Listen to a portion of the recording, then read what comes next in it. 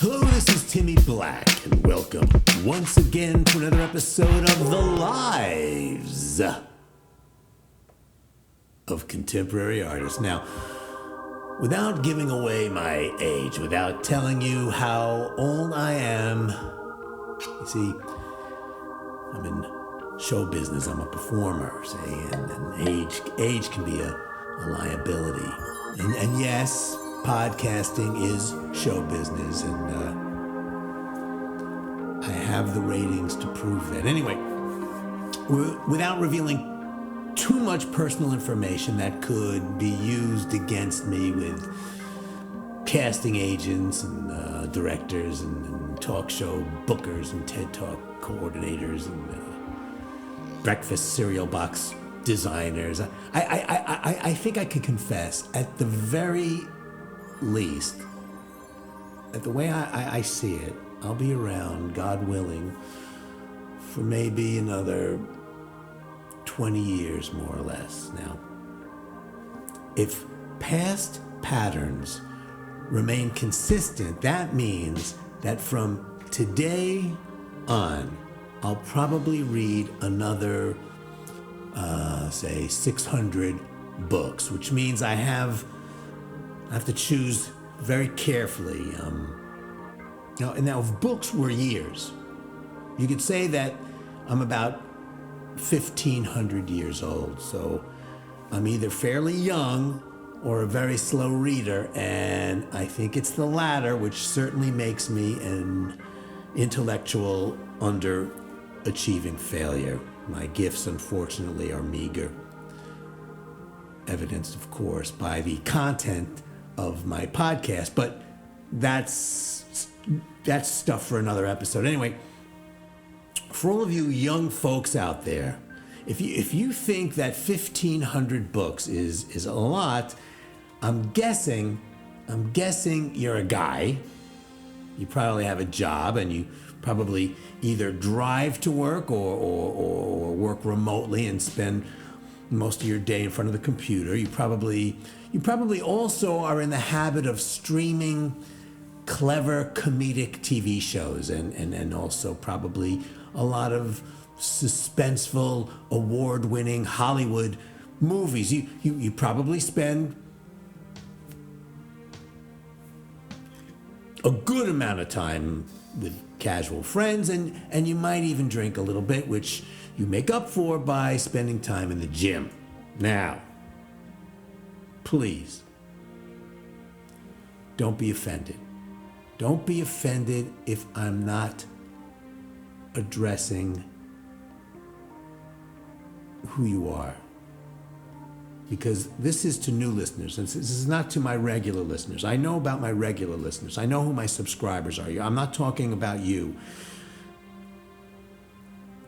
To put it plainly, I know who you are, and you are the demographic that probably cost the Democratic Party the presidential election. I know who you are. We all know who you are. You're well educated. You're progressive, or at the very least, you're very, very liberal. You're comfortable ordering sushi and using chopsticks. You've got a lot of frequent flyer miles. You probably own a small dog, or maybe a small dog or a cat. Yeah, I know you get really good gas mileage, and you might even drive an electric car, and there's a good chance you have a cumbersome hyphenated name, and you probably can identify at least two French impressionists and maybe one abstract expressionist, but I know you definitely have a library card. Now, I'm not thinking about you. With this episode, you're not my target audience right now. Right now, look, I appreciate you. I appreciate your loyalty, and I know you like to read, and even though you wish you had more time to do so, don't we all? And maybe you can detect a slight erosion in your ability to focus. I know that I can. I'm now talking to my new audience, my young, evolving audience. You see, I'm told that I'm making gains in that very important 18 to 29-year-old bracket. And if you notice a slight flattening of my content, if you hear my syntax slip into a kind of careless homespun salad of cliches and non sequiturs, it's because I need to, how do they call it? I need to grow. I need to grow my audience. That's what I need. I had a meeting the other day with my business manager and my media consultant, and they both agreed that it is possible that I could actually grow my audience. What do they call it? They said I could grow 10x. 10x is within my reach. All I had to do for that, all I had to do was adjust my presentation, just make it a little less preachy, a less snarky, a little less condescending, and they said I should try to they said I should try to be uplifting and inspiring. They said that each episode had to contain elements of optimism and aspiration and you know what?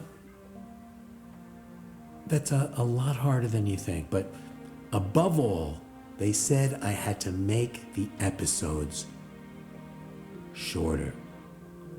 They said I have to keep it under 7 minutes. 7 minutes tops.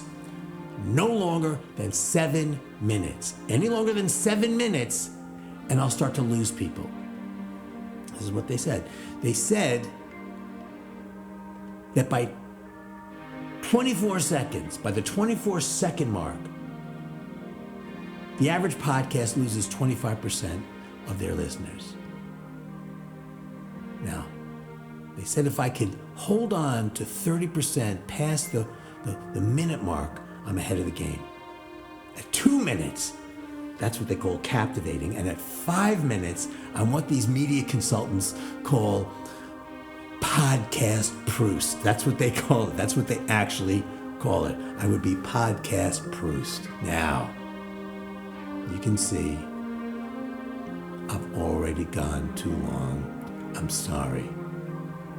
But you see where I was going with this 600 book thing and the 20 years to live and In Search of Lost Time. And if you're a new listener and you don't get that reference, go to Spotify and look up some of the older, longer, more elaborate episodes from the lives of contemporary artists.